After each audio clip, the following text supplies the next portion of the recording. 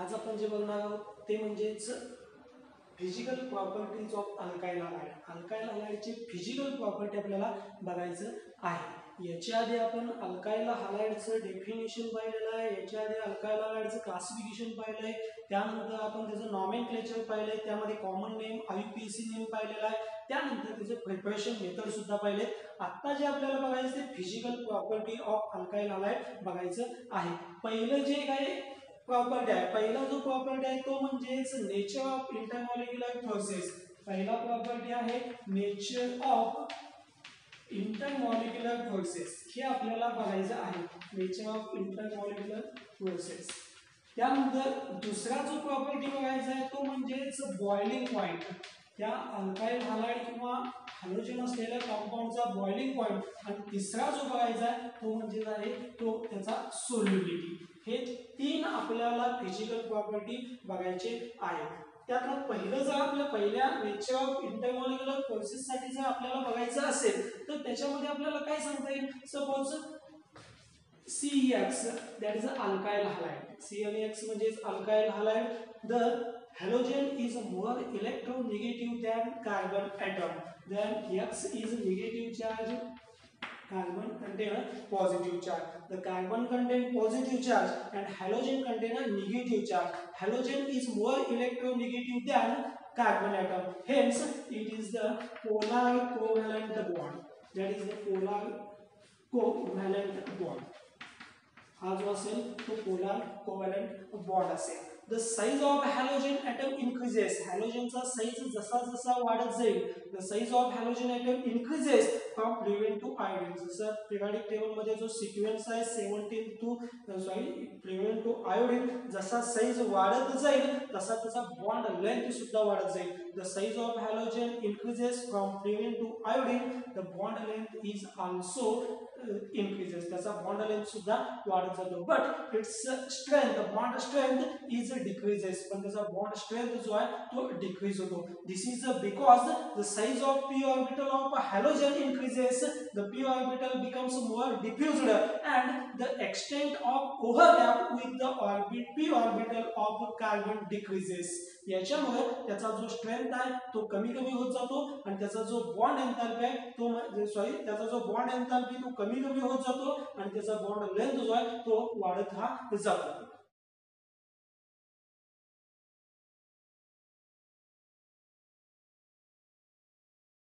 आता आपल्याला जे बघायचं आहे ते second physical property, boiling point of alkyl halide. Boiling point of alkyl halide is higher than corresponding alkane. त्याच्या अल्केन पेक्षा अल्काइल हलाइडचा बॉइलिंग पॉइंट हा जास्त असतो because high molecular mass and high polarity.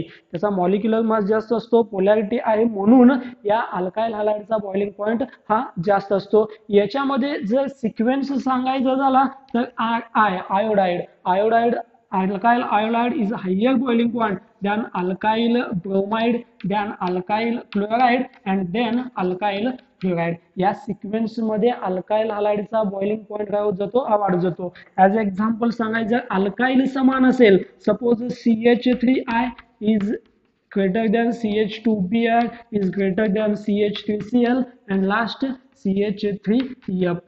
या पद्धतीने अल्काइल हलाइडचा जो काही बॉइलिंग पॉइंट आहे तो बॉइलिंग पॉइंट काय होत जातो, वाढत जातो. फॉर द सेम हॅलोजन, आता इथं हॅलोजन काय होत गेलाय, चेंज होत गेलाय. इथं फक्त अल्काइल काय झालेला आहे तो सेम आहे पण हॅलोजन चेंज झालाय. जर एकच हॅलोजन असेल, as example suppose CH3Cl, CH3CH2Cl, then CH3CH2, CH2Cl, halogen is same.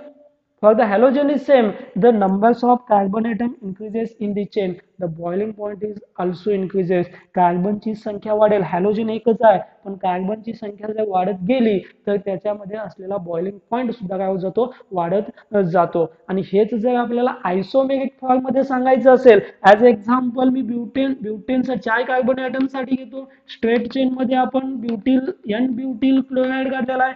तेच आपण जर दुसरं सांगायचं झालं सेकंडरी ब्युटील आयसोमेरिकच आहे, ते सेकंडरी ब्युटील क्लोराइड किंवा टर्शियरी ब्युटील क्लोराइड जर आपण घेतला, वेन ब्रँचेस इन्क्रीजेस, जेव्हा ब्रँचिंग वाढत जातं तेव्हा मात्र याचा बॉइलिंग पॉइंट कमी कमी होत जातो. या सिक्वेन्स मध्ये बॉइलिंग पॉइंट हा वाढत जातो. हॅलोजन सेम असेल, कार्बनची संख्या वाढत गेली तर त्याच्यामध्ये बॉइलिंग पॉइंट वाढत जातो. आणि जर ब्रांच वाढत गेले, हा स्ट्रेट चेन आहे म्हणजे याचा बॉइलिंग पॉइंट जास्त असणार आहे. याच्यामध्ये एक ब्रांच आहे सेकंडरी आहे म्हणजे याच्यामध्ये याचा बॉइलिंग पॉइंट कमी असणार. इथं 2 ब्रांचेस आहेत म्हणजे हा टर्शियरी आहे म्हणजे याचा बॉइलिंग पॉइंट सुद्धा काय असणार आहे, या दोघांच्या पेक्षा कमी असणार आहे. म्हणजे in the isomeric halide the boiling point decreases with increasing branching. Branching वाढलं बॉइलिंग पॉइंट कमी होतो, कार्बनची संख्या वाढत गेली बॉइलिंग पॉइंट वाढतो. That is the boiling point of alkyl halide.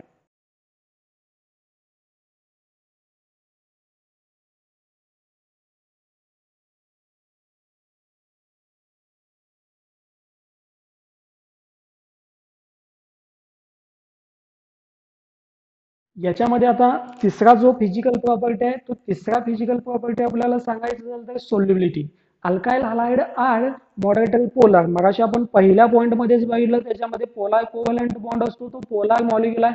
They are insoluble in water. तो वॉटर इनसोल्युबल आहे. पोलार मॉलिक्युल असल्यामुळे वॉटर इनसोल्युबल आहे because it do not form hydrogen bond with water. Alkyl halide water सोबत hydrogen bond form करू शकत नाही. Hence it is insoluble in water. The attraction between alkyl halide molecule is stronger than attraction between alkyl halide and water.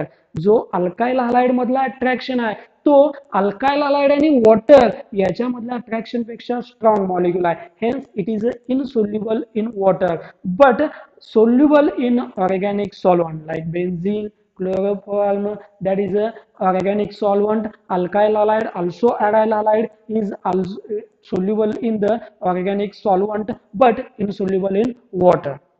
आपल्याला बघायचं आहे ते म्हणजेच optical isomerism in halogen derivative. Halogen derivative मधला optical isomerism. The isomers having a same bond connectivity that is a structural formula called as a stereo isomers. यालाच stereo आयसोमर्स असं म्हणलेलं आहे. याच्यामध्ये जो पहिला महत्वाचा जो पार्ट येतो तो म्हणजेच chiral atom. Chiral carbon atom म्हणलं जातं किंवा त्यालाच असिमेट्रिक कार्बन ॲटम असं सुद्धा म्हणलं जातं. The molecular chirality, let us consider this example. मी इथे एक एक्झाम्पल घेतो, त्या एक्झाम्पल वरून आपल्याला काय समजू शकतं, याचं कायरल ॲटम म्हणजे काय हे लगेच समजू शकतं. याच्यामध्ये CH3CHCl हा 2 क्लोरोब्युटेनचा स्ट्रक्चर आहे. मी इथं लिहिताना मात्र काय करतो, डायरेक्ट याच्यामध्ये डायरेक्ट C2H5 हा जो C2H5 आहे हा डायरेक्ट मी लिहितोय 1 2 आणि इथंच असलेला हा 3 आणि 4 दॅट इज अ 2 क्लोरोब्युटेन. यामध्ये जर सेकंड नंबर कार्बन ॲटमला बघितला तर second number carbon content 1 methyl group, 1 ethyl group, chloro and that is a hydrogen. The second number carbon contain all the different group bonded. म्हणजेच हा सेकंड नंबरचा कार्बन आहे त्याला एक हायड्रोजन आहे, एक इथिल आहे, क्लोरो मिथिल आहे. The carbon atom which contain 4 different atom a group of atom that is called as a chiral carbon atom, and chiral carbon atom is marked as asterisk. chiral जसं मराठीमध्ये आपण फुली म्हणतो त्या पद्धतीनं हा asterisk न तो कायरल कार्बन ॲटम दाखवला जातं. हे ना molecule contain chiral carbon atom. जेव्हा एखाद्या मॉलिक्यूल मध्ये कायरल कार्बन ॲटम असतो that is a unique property of that molecule, तेव्हा तो त्या मॉलिक्यूलचा एक युनिक प्रॉपर्टी म्हणला जातो that can not super impossible mirror image with each other. जर आपल्याला हेच जर स्ट्रक्चर बघायचं असेल तर आपण हे स्ट्रक्चर या पद्धतीने सुद्धा काढू शकतो. हा इथं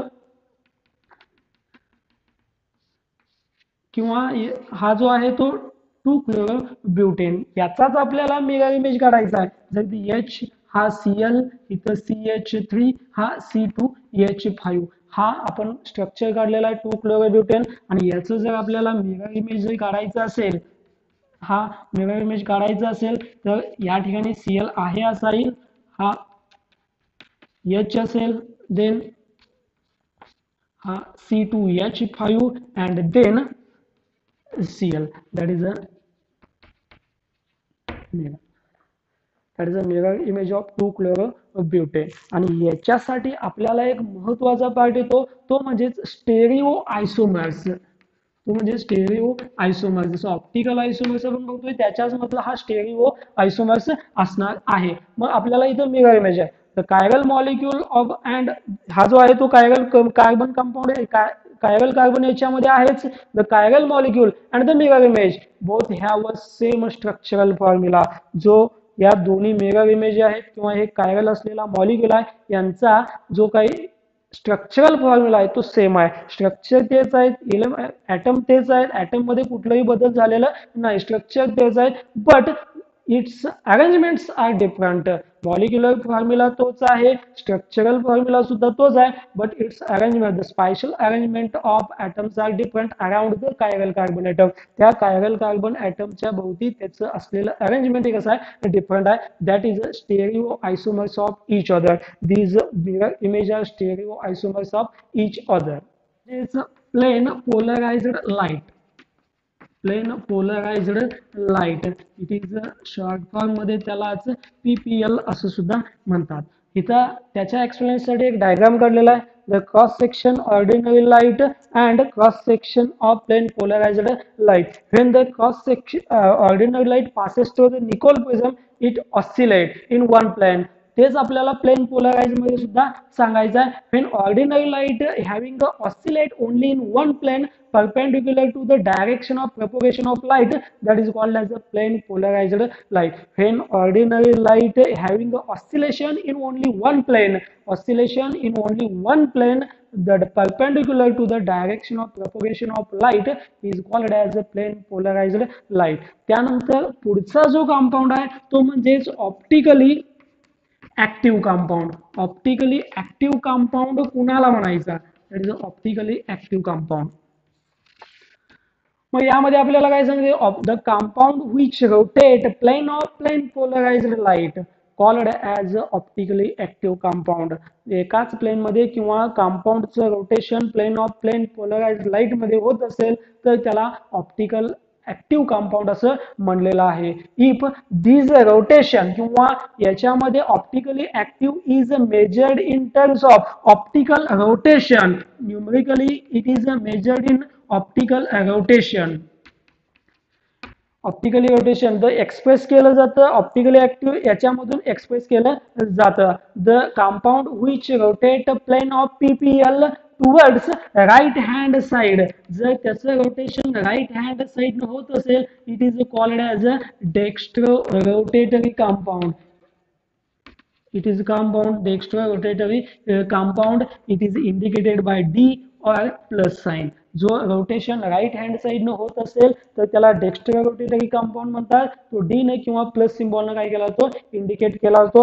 and this rotation is left hand side, जर लेफ्ट साइड न त्याचा जर रोटेशन होत असेल it is called as a levorotatory compound and it is indicated by L or minus sign. हा एन न किंवा मायनस साइन न दाखवला जातो. त्यानंतर आपल्याला सांगता येईल की the isomerism in which isomeric compound have a same optical activity, that is called as optical isomerism. जे आपण हेडिंग दिलेलं आहे ऑप्टिकल आयसोमेरिझम त्याचं डेफिनेशन आहे, the isomerism in which isomeric compound have same optical activity, that is called as optical isomerism. And the optical isomers have which are non superimposable mirror image with each other, that is called as enantiomers. त्यालाच enantiomer महत्वाचा part definition आहे enantiomer. The optical isomers in which non superimposable mirror image with each other, that is called as enantiomers. आपल्याला या optical isomerism in halogen derivative याच्यामध्ये आपण chiral carbon item काय पाहिलं, stereo आयसोमर्स म्हणजे काय पाहिलं, प्लेन पोलराइज लाईट पीपीएल म्हणजे काय पाहिलं, ऑप्टिकली ऍक्टिव्ह कंपाऊंड, त्याचं मेजरमेंट ऑप्टिकल रोटेशन मध्ये, राईट हँड साइडनं रोटेशन होत असेल तर डेक्स्ट्रो, लेफ्ट हँड होत असेल तर लिओ, आणि त्यानंतर ऑप्टिकल आयसोमेरिझम आणि इनॅन्शिओमर, याचं आपण काय केलेलं आहे, हे टर्म्स हे सगळे टर्म्स आपण optical isomerism in halogen derivative मध्ये पाहिलेलं आहे.